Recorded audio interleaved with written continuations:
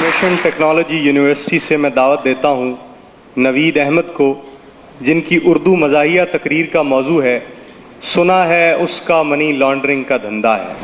ख़वातीनो हज़रात, सबसे पहले तो मैं सलाम पेश करना चाहूँगा GCU डिबेटिंग सोसाइटी को, क्योंकि इन्होंने पाकिस्तान डिबेटिंग सर्किट को हमेशा बेहतरीन स्पीकर्स दिए हैं। ऐसे स्पीकर्स जो अपनी आवाज़ से बुखारी ऑडिटोरियम पर सहर तारी करते रहे। आज भी आपके सामने ऐसे ही दो बेहतरीन स्पीकर्स मौजूद हैं। एक इस दीवार पे लगा हुआ है, दूसरा उस दीवार पे लगा हुआ है।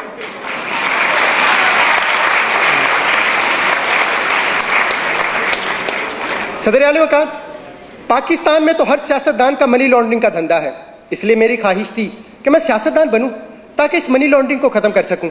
इसलिए मैंने सियासत के मैदान में कदम रखा, फिसल गया। मैंने फिर सियासत के मैदान में कदम रखा, फिसल गया। फिर मुझे एक बाबा जी ने कहा कि सियासत के मैदान में सिर्फ वो नहीं फिसलता जिसने बूट पहने हुए हो।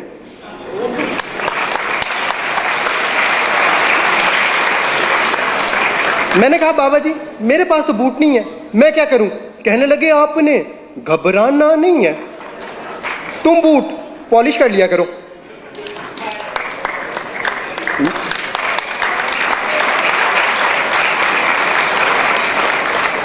मैंने कहा बाबा जी उससे क्या होगा?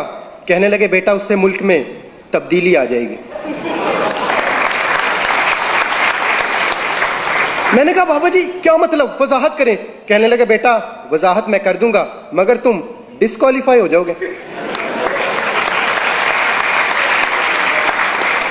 और हो सकता है डिस्क्वालीफाई होने के बाद लापता भी हो जाओ,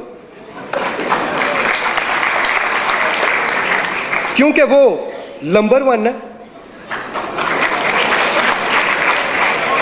सदर आला वकार, कुछ ऐसा ही हुआ।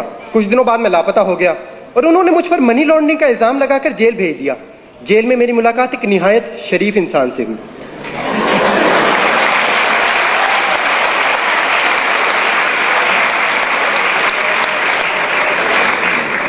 वो बहुत दरवेश इंसान थे। खाना खाते वक्त एक निवाला खाते, एक दीवार को लगाते, फिर एक निवाला खाते, एक दीवार को लगाते। मैंने उनसे पूछा ये आप क्या कर रहे हैं? कहने लगे खाता हूं, लगाता भी तो हूं।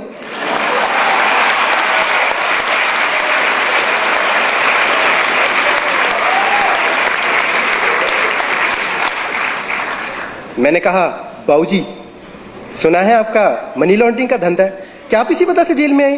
कहने लगे नहीं बेटा, ये कहानी है 1990 की, जब मैं छुट्टियां गुजारने खलाई जहाज में बैठकर खला में चला गया। वहां पर मुझे एक खूबसूरत एलियन लड़की नजर आई। मुझे उससे मोहब्बत हो गई। उसकी खास बात यह थी कि वो हील की बजाय बूट पहना करती और मैं पॉलिश किया करता। उसके पास गैबी ताकतें थी, वो बंदे गायब कर देती थी। वो बंदे ऐसे गायब करती थी जैसे GCU वालों ने कफील राना को गायब किया।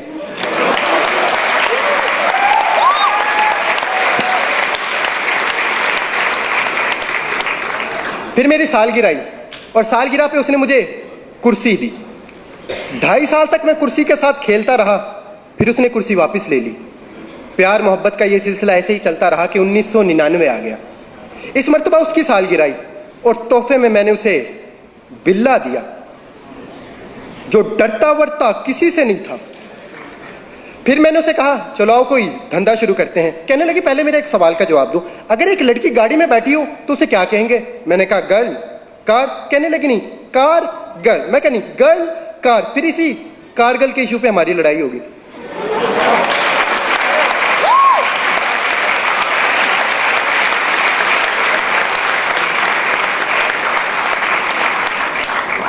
लड़ाई इतनी शदीद हुई कि उसने मुझे घर से बाहर निकाल दिया। उस दिन मैंने ये पहली मर्तबा सोचा था कि मुझे क्यों निकाला।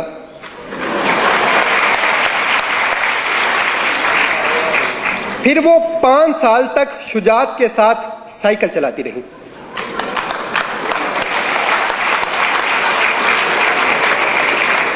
और रहमान का फजल तो उसके साथ था ही। और दूसरी तरफ मुझे एक अरबी शेख मिल गया जो मुझे अपने साथ अल्लाह की सरजमीन पर ले गया। फिर वहां जाके मुझे इस बात का अंदाजा हुआ कि शेखों की 2 इकसाम है और इनमें से सबसे अच्छी है मिल्क शेक। फिर वहां पर मैंने खजूर की रेडी लगाई जिस पर सुबह में शाम को मेरा बेटा बैठा करता, और खजूर के कारोबार में हमें दिन दुगनी और रात चुगनी चुगनी चुगनी तरक्की हुई। फिर मैंने मनी लॉन्ड्रिंग का धंधा भी शुरू कर दिया। खजूर का कारोबार इतना बढ़ा कि खजूर को जखीरा करने के लिए हमें लंदन में फ्लैट खरीदना पड़े। कतर का शहजादा तो खत लिखकर खजूर मंगाया करता। माइक्रोसॉफ्ट ने भी हमसे कई मुआहदे किए कैलिबरी में। फिर मैं सारा धंधा छोड़कर घर वापस आ गया, क्योंकि अब वो रहीम और मेरी तरह शरीफ हो चुकी थी। फिर मैं उसे मिलने गया और मैंने उसे कहा, थैंक यू रहीम शरीफ।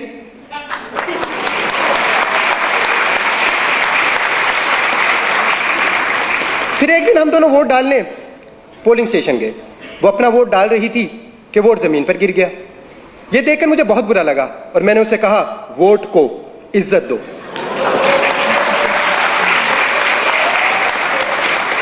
इस बात पर उसे गुस्सा आ गया और उसने मुझे कमर तोड़ जवाब दिया।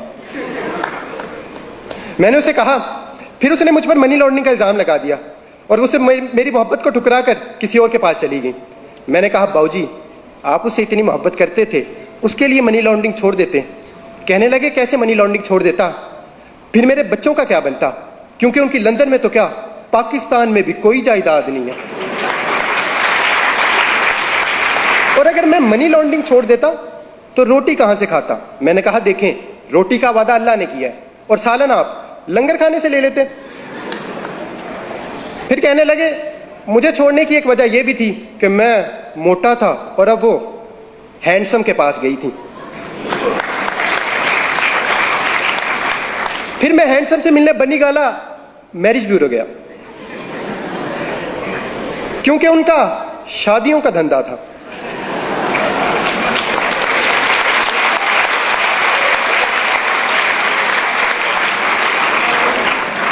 मैंने उनसे पूछा कि एलियन लड़की को आपसे मोहब्बत कैसे हुई। कहने लगे, ये मई के महीने की बात है, जब मैं तकरीर करते हुए स्टेज से गिरा। जब एलियन लड़की को यह मालूम हुआ कि मैं गिरा हुआ हूं, तो फिर उसने मुझे कुर्सी दी, टायरों वाली, जो रिमोट से चलती थी। मगर पता नहीं क्यों रिमोट नहीं दिया।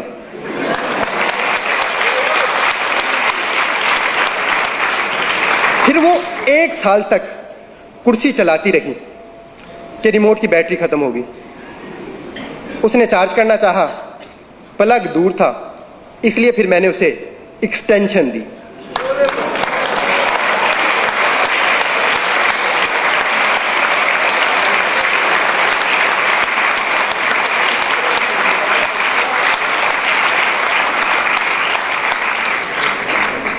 तीन प्लगों वाली।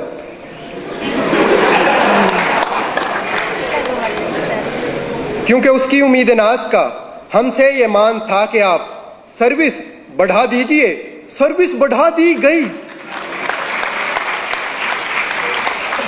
सदर आली वकार, अब तो ये आने वाला वक्त ही बताएगा कि एलियन लड़की रिमोट वाली कुर्सी चलाती है या फिर डीजल वाली।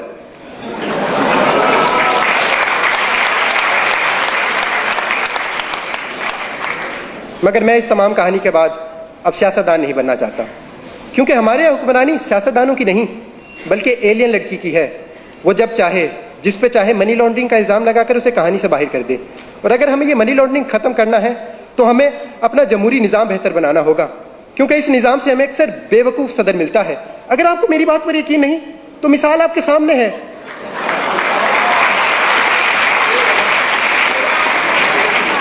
अमरीकी सदर की। शुक्रिया। इस साल बेहतरीन उर्दू मुक़र्रिर का एजाज़ हासिल किया IT यूनिवर्सिटी लाहौर से नवीद अहमद ने।